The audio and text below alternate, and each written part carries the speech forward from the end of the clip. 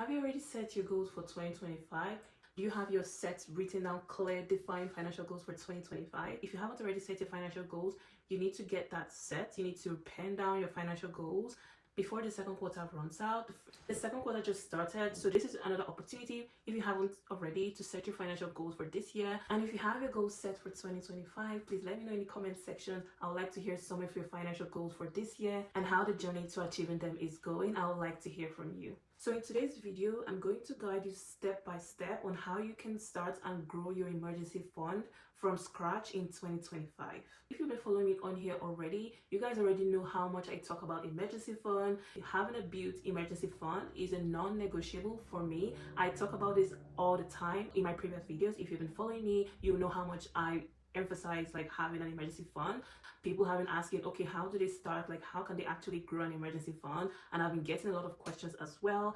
So in today's video, I'm going to be answering all your questions. Honestly, the reason I talk about it a lot is because having an emergency fund is honestly a lifesaver. You know, with job losses, recession, and most importantly, unforeseen emergency financial demands, which of course we never plan for, but sometimes life happens. This is why I talk about it a lot, and I'm a big preacher of having a built emergency fund. And there is no excuse when life happens. You have to take care of the situation at hand, and this is where like you need to be on top of your finance game. You need to be on top of your money game. If you're new here, hi, my name is Chioma. Happy to have you here. I hope this video will impact value and maybe you can learn one or two things from today's video. So let's dive.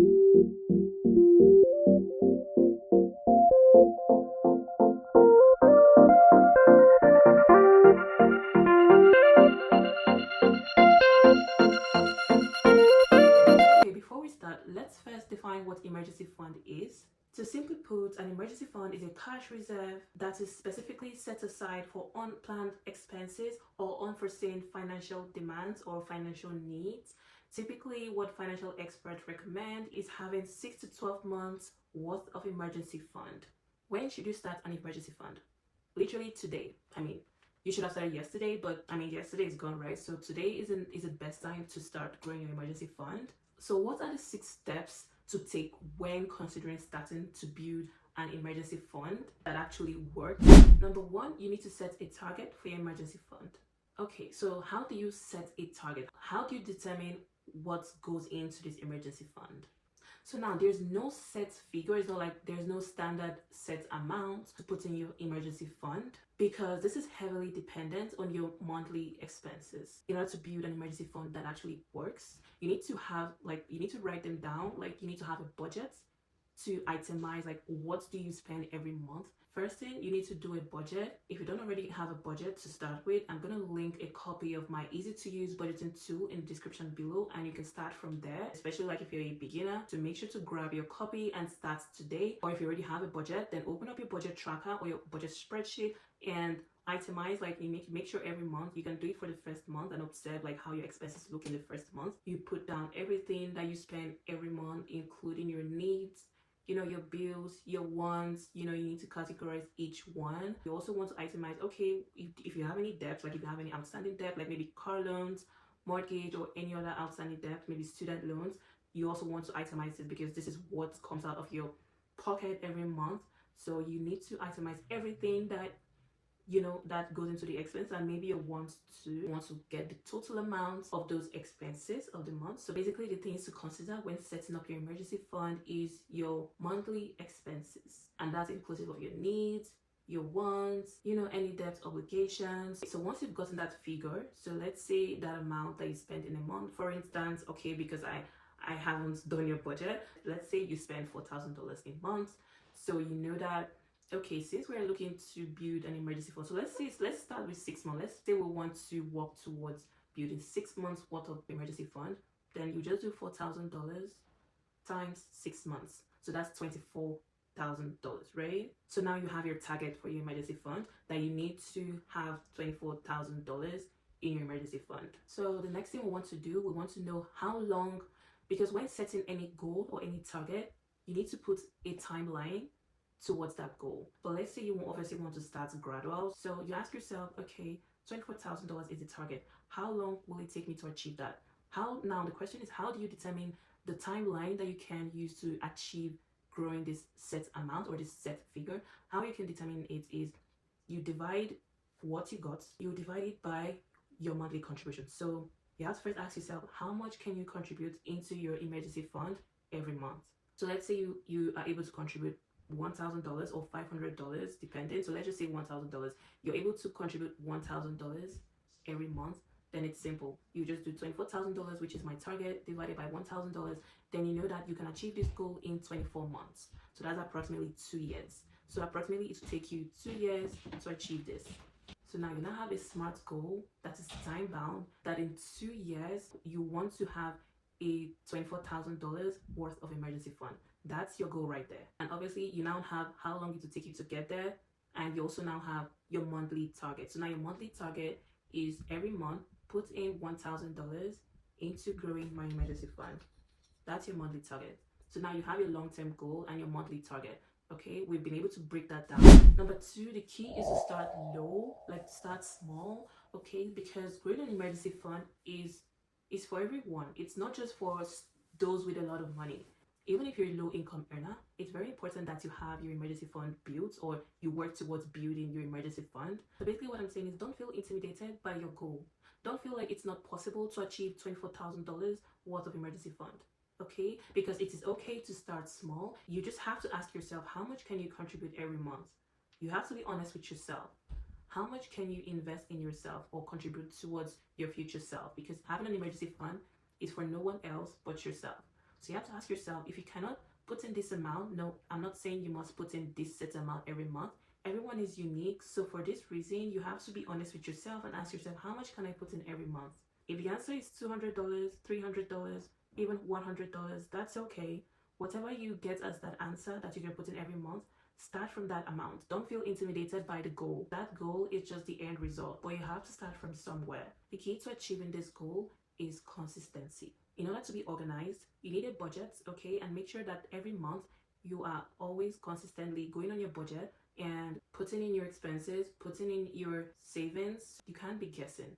You can't be freestyling. You need to be organized and like literally look at what is going where, like where is it going. You need to, that view, you need to take a look at it, like physical view, not just in the mind. You need to actually have somewhere a spreadsheet that you're looking at it, and this helps you to stay consistent, helps you to meet your goal faster, because we want to stay on top of our finances, right? This is the tools you need to be on top of your finance game. Number 3, you must start now. In order to actually build a successful emergency fund, you have to start now. You shouldn't be a procrastinator. This is your motivation, like right here. I am that motivation. If you need a motivation to start, this is it right here. Stay on this channel, because every week I'm going to be checking in and giving you that push that you need to actually start if you haven't already. Honestly, even if it takes you 5 years to build your emergency fund, that's okay. There's no rush. You should be patient with yourself. Take your time and gradually build it. Like, just as long as you're showing up every month, every day for yourself, that's all that matters. Number 4, focus on building upwards. Focus on growing. And what does that mean? Yes, we're starting small, in growing our emergency fund, but along the way, if your income increases, this is your chance to actually increase what you contribute towards your emergency fund. This is not a time for you to inflate your lifestyle. No, don't do that, okay? Having a salary increase or having a higher paying job, maybe you change places of work and now you have a higher paying job, this is not your time to inflate your lifestyle. Rather, what you want to do is increase your saving capacity. So if you started small previously and you have a change in job, a better job or a salary increase, this is your opportunity to increase your contribution, like how much you put in every month. Definitely increase that, because that's going to actually help you to achieve your goal faster. So if you projected that you meet your goal in 5 years, increasing your contribution gradually will actually help you to shorten that duration to even 4 years or less, depending on how much you're able to increase your contribution window. So make sure to keep this in mind. Number 5, give it time. Give yourself time. Give the money time to grow. So I understand we're saving towards an emergency fund, but the smarter way to go about it, or how I like to do mine, is I like to put part of that emergency fund in an investment portfolio, and that investment portfolio is just going to stay there and be growing and compounding interest for me. And this is also another tactic in order to meet your financial goal early enough. In order to meet your set target early enough, you want to put it in an investment account where you can actually grow faster rather than it just sitting down there with little to no growth depending on the type of account you're using to save the money. Investing actually makes the money grow faster. Also, before you invest, make sure to do a lot of research to know what to invest in, the right stocks to buy, and all that. And once you've done all your research, what I personally like to do from personal experience is I put it in an investment portfolio so that it grows over time. And because of how compound interest works, your money actually grows faster. You're able to meet your target earlier than anticipated. Number 6, you want to resist the urge to spend out of your emergency fund. I know it can be tempting sometimes, you're growing this money and you're looking at it and you're like, maybe you're thinking you want to splurge on your fantasies, or you want to splurge on your wants, but that's not the purpose of emergency fund. The emergency fund is not for you to splurge on your desires or your wants or any slight inconvenience you face in life. That's not the purpose of emergency fund. So this is where you want to be disciplined, and you want to stay disciplined and focus on the goal. Don't deviate, don't lose track of your goal. Definitely, I wouldn't advise you to splurge it on any little desire or little inconvenience. But let's say you have an inconvenience that you feel the urge to actually take out of that emergency fund, which you shouldn't. But let's say you have an inconvenience and you believe that, okay, this is worth cutting into my emergency fund. The first question you want to ask yourself is, does this inconvenience I'm facing merit me to depleting my savings and depleting my financial goals? If your answer is yes, that it is worth depleting your long-term financial goals, then yes, go for it. Go into your emergency fund, take from it, and solve that your inconvenience, and keep on growing it. Okay, keep on growing it. And also another bonus tip is, once you finally get to that target in 2 years time, when you finally achieve that target, you can also extend, especially like obviously you haven't had the need to use it, like you haven't had a job loss, you still have a job, you still have income coming in. You shouldn't say, oh, okay, I have now finally saved up my 6 months worth of expenses and I still have my job. Okay, let's start spending the money. No.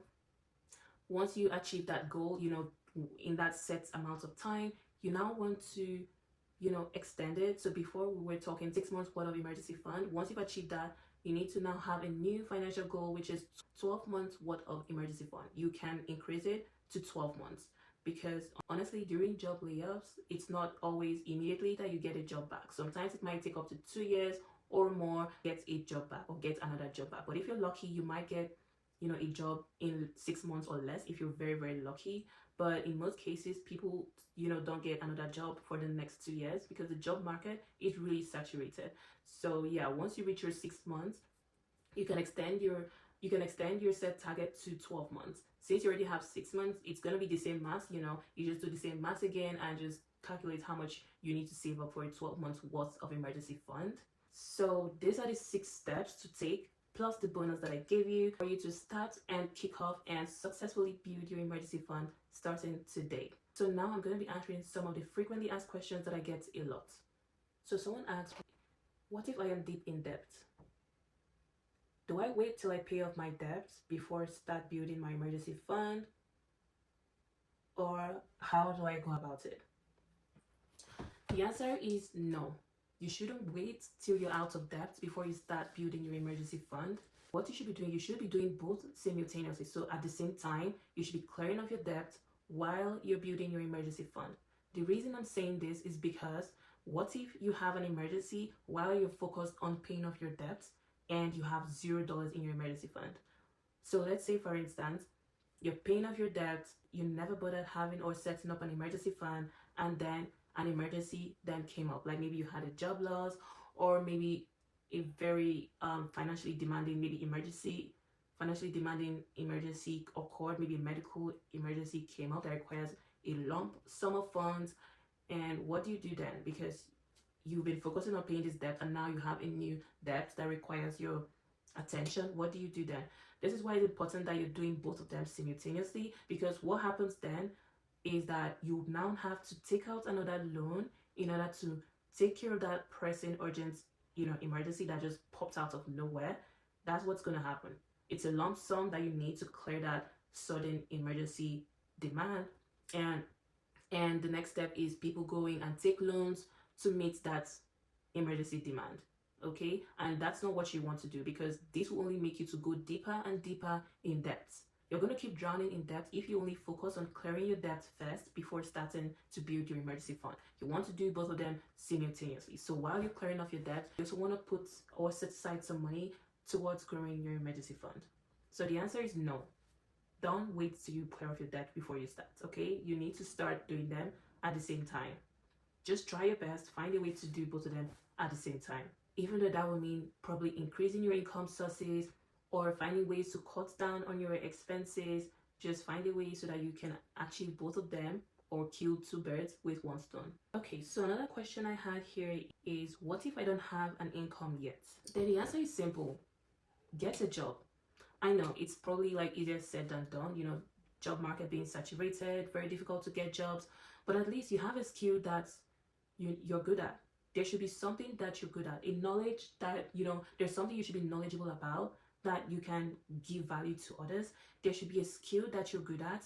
There should be something in you that you feel like, I think I'm better at this than other people. I think I'm good at this. So if you're good at it, put your skill to work. Okay, it's not an excuse that you don't have an income. If you don't have ideas on where to start, you know, especially like you don't have an income, how can you even start a business with no income? You know, maybe you have this notion that you cannot start a business without funds, because obviously most businesses require some funding, and that's where people start looking for where to get loans, you know, to start a business. But if you don't want to go into more depth, I recommend you check out this video I posted on the top businesses that you can start with $0. So if this is your case, then you definitely need to check out that video where I went into details on different businesses you can start with $0. Okay, so definitely check it out. I wanted to keep this video as short and sweet and simple as possible. So this is the end of this video. Thank you for sticking around and watching to the end. Thank you for taking this step towards growing your emergency fund. And if you found this video helpful, don't forget to give me a thumbs up and subscribe, and possibly share with your friends or loved ones so that they can learn something new and learn something positive today. And I'll see you in my next video. Bye bye.